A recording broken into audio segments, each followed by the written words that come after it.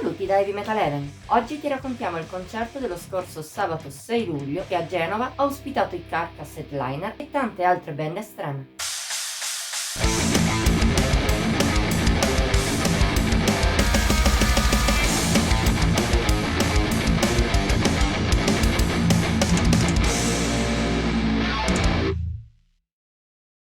Per chi come le persone che hanno sfidato questo report vive in Liguria, non è sempre facile seguire il metal dal vivo. Di solito i concerti di un certo calibro più vicini sono a Milano. Ci sono casi in cui però il metal arriva direttamente qui. È accaduto lo scorso sabato 6 luglio con il Genova Summer Live, o meglio con la sua giornata tutta dedicata al metal, mentre delle altre erano protagonisti Elio Le Serietese e Marlene Camps.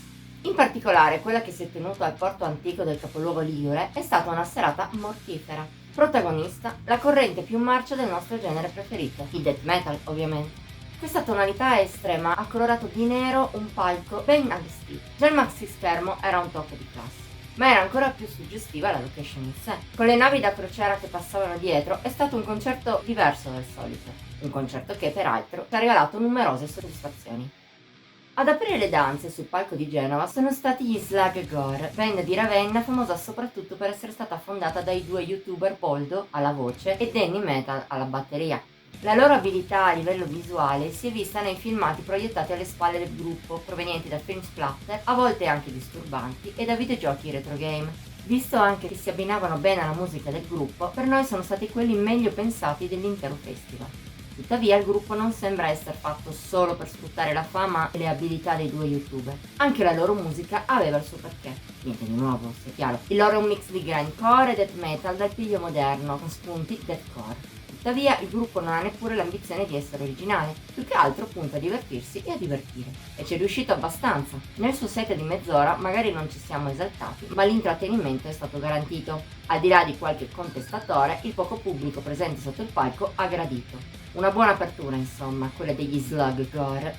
I secondi a esibirsi sono stati i Necroart, band della provincia di Pavia, che avevamo incontrato parecchi anni fa, senza apprezzarli particolarmente. Li abbiamo ritrovati nel capoluogo ligure e l'impatto è stato anche più negativo, per colpa pure di una serie di fattori che hanno remato contro i lombardi. A livello visivo, per esempio, la totale assenza di filmati ha cozzato con la ricchezza degli Slug Gore. Tuttavia la band ha peccato di più in termini stilistici. Al contrario della precedenza, la mancanza di innovazione dei Necrohard si sentiva. Parliamo di un coacervo di death, black, doom, gothic e metal sinfonico che guarda con forza agli anni 90. Più che vintage, però, il gruppo è apparso stantino. Non ha aiutato poi la mancanza di cura anche in altri dettagli e nella prestazione in generale. Se ci mettiamo anche uno show che, pur durando quanto il precedente, ha fornito meno spunti, con giusto 4 canzoni, il risultato è presto detto. Qualche spunto interessante e un buon suono piuttosto pulito non bastano. Per noi Necroart sono rimandate a settembre.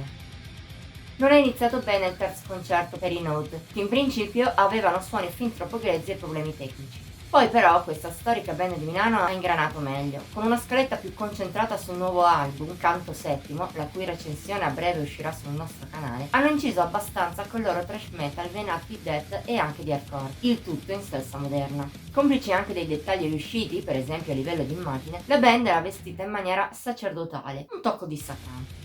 Su questo frangente neppure i Meneghini hanno impressionato troppo, tuttavia hanno fatto lo stesso meglio dei precedenti, e in generale la performance dei Node è stata incisiva e coinvolgente. Niente di trascendentale, ma noi ci siamo appassionati. In poche parole, un buonissimo concerto. Avevamo aspettative elevate per la quarta band in scaletta, i Fulci, aspettative che non sono state deluse. Con il loro brutal death lercissimo dalle tematiche horror, questo gruppo di Caserta ha confermato quanto di buono fatto sentire nei dischi che abbiamo avuto il piacere di recensire nel corso degli anni.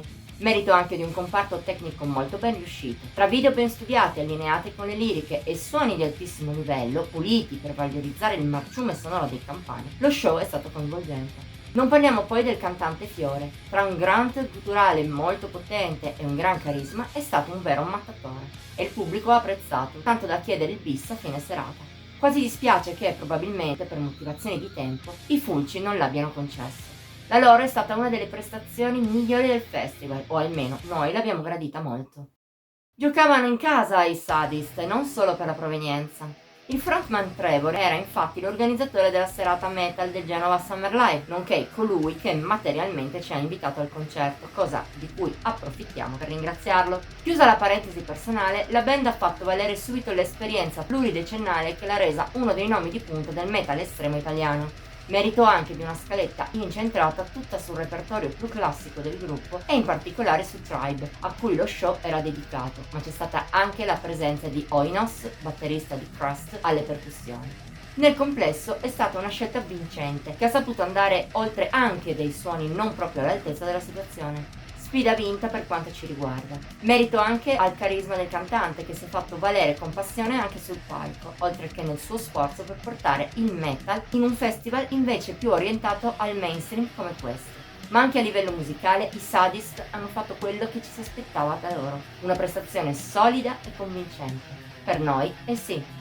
Subito prima dei Carcass, che noi ovviamente aspettavamo con particolare fervore, sono arrivati gli Infected Rain, la band forse più differente del festival. Rispetto al death metal che finora aveva dominato, questa band di lunga data proveniente dalla Moldova si muoveva su terreni alternativi, meno estremi. A tenere in piedi la baracca è stata Elena Lena Scissorhands Cataraga, cantante davvero di personalità. Non solo ha dato molto a livello vocale, anche la sua performance è stata intensa. Per il suo ottimo italiano e il dialogo col pubblico, i suoi sforzi sono stati molto apprezzabili. Purtroppo, i nostri collaboratori presenti in loco non sono particolarmente fan del metal moderno del gruppo e non hanno apprezzato. Al di là di questo, però, a condizionare il buon esito del concerto c'erano scelte un po' limitanti. Per esempio, la chitarra di Vadim Vidic Oigot era molto bassa nel mix, e in generale i moldavi ci sono apparsi carini ma non imprescindibili. Di sicuro l'essere così lontani dalle altre band non ha aiutato. Da rivedere. Come già detto, se abbiamo gradito molte delle band precedenti, era scontato che i più attesi fossero proprio gli headliner. E i Carcass non ci hanno deluso. Sin dalle prime note di Buried Dreams ci hanno catapultati dritti nel loro mondo macabro e insolito. Da lì in poi la band guidata da Jeff Walker e Bill Steer è stata impeccabile. Le canzoni, che fossero del periodo più melodico o da quello più grind, sono state eseguite in maniera favolosa, valorizzato anche da un suono ottimo, marcio quanto basta e da un comparto video di alta qualità. Il concerto è volato via in un lampo, segno di come la capacità di coinvolgere del gruppo sia di livello superiore. Nonostante la lontananza nel tempo, i Carcass sono ancora gli stessi che hanno inciso capolavori come Heartwork e Symphony of Sickness. Non per questo però hanno rinnegato le ultime mosse. Anche l'ultimo Torn Artears, per esempio, ha avuto il suo spazio. E tra una artwork e una Keep of Rotting in the Free World abbiamo avuto un'ora e mezza di puro godimento death metal. Un vero privilegio assistere all'unica data italiana degli inglesi e per giunta in una cornice del genere.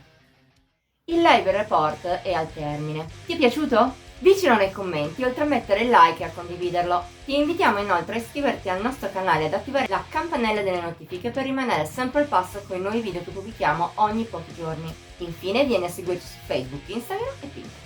Trovi il link qui sotto in descrizione. Ci vediamo la prossima volta!